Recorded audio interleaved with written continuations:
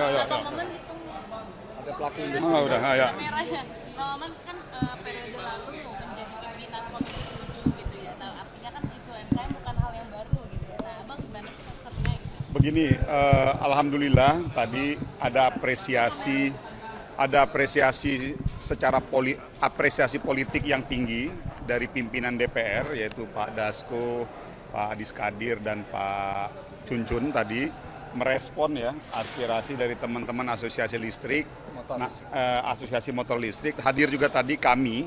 Terus terang kalau kami ini statusnya sebagai anggota DPR RI yang mantan di Komisi 7, yang kebetulan kita berinteraksi dengan selama 5 tahun kemarin berurusan dengan urusan motor listrik dan energi dan segala macamnya.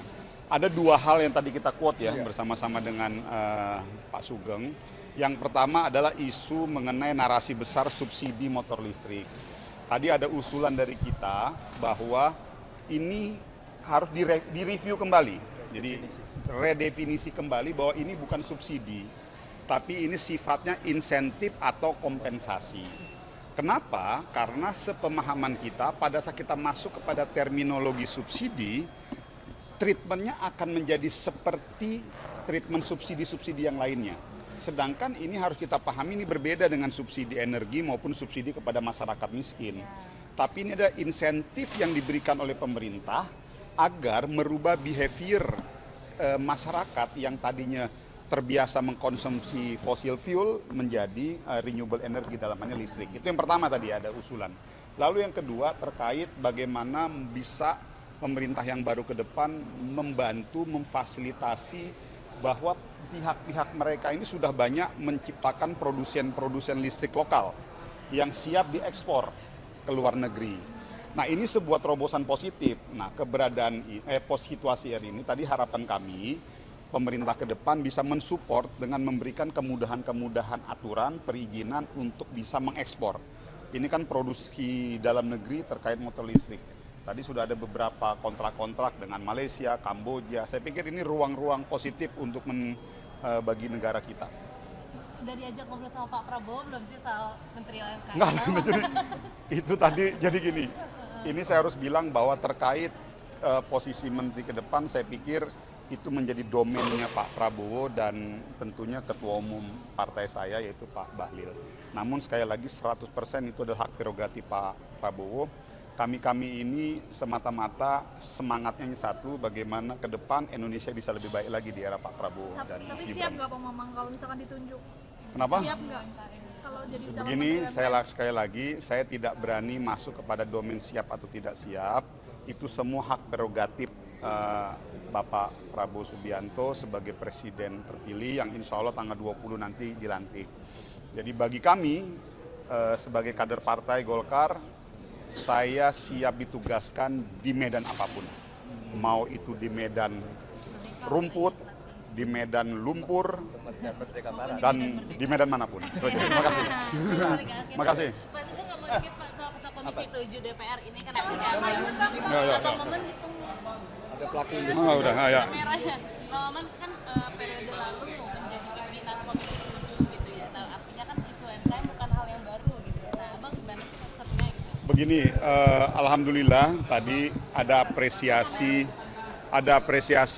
secara apresiasi politik yang tinggi dari pimpinan DPR, yaitu Pak Dasko, Pak Adis Kadir, dan Pak Cuncun tadi merespon ya aspirasi dari teman-teman asosiasi listrik, asosiasi motor listrik. Hadir juga tadi kami.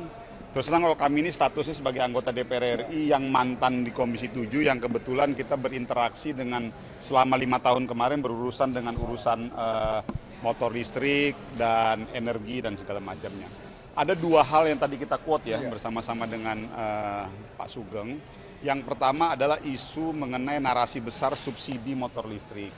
Tadi ada usulan dari kita bahwa ini harus direview kembali. Jadi redefinisi kembali bahwa ini bukan subsidi, tapi ini sifatnya insentif atau kompensasi.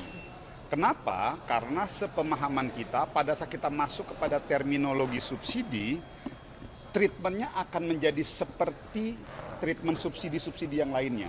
Sedangkan ini harus kita pahami ini berbeda dengan subsidi energi maupun subsidi kepada masyarakat miskin. tapi ini ada insentif yang diberikan oleh pemerintah agar merubah behavior masyarakat yang tadinya terbiasa mengkonsumsi fossil fuel menjadi renewable energy, dalam hal ini listrik. Itu yang pertama tadi ada usulan. Lalu yang kedua terkait bagaimana bisa pemerintah yang baru ke depan membantu, memfasilitasi bahwa pihak-pihak mereka ini sudah banyak menciptakan produsen-produsen listrik lokal yang siap diekspor ke luar negeri. Nah, ini sebuah terobosan positif. Nah, keberadaan situasi hari ini tadi harapan kami pemerintah ke depan bisa mensupport dengan memberikan kemudahan-kemudahan aturan perizinan untuk bisa mengekspor. Ini kan produksi dalam negeri terkait motor listrik. Tadi sudah ada beberapa kontrak-kontrak dengan Malaysia, Kamboja. Saya pikir ini ruang-ruang positif untuk bagi negara kita. Udah diajak ngobrol sama Pak Prabowo belum sih soal Menteri UMKM? Enggak, itu tadi jadi gini. Ini saya harus bilang bahwa terkait posisi menteri ke depan, saya pikir itu menjadi domainnya Pak Prabowo dan tentunya Ketua Umum partai saya yaitu Pak Bahlil. Namun sekali lagi 100% itu adalah hak prerogatif Pak Prabowo. Kami ini semata-mata semangatnya satu, bagaimana ke depan Indonesia bisa lebih baik lagi di era Pak Prabowo dan Tapi Mas siap Gibran. nggak Pak Mamang kalau misalkan ditunjuk? Kenapa? Siap nggak kalau jadi calon Begini, menteri? sekali lagi, saya tidak berani masuk kepada domain siap atau tidak siap. Itu semua hak prerogatif Bapak Prabowo Subianto sebagai presiden terpilih yang insya Allah tanggal 20 nanti dilantik. Jadi bagi kami sebagai kader partai Golkar, saya siap ditugaskan di medan apapun.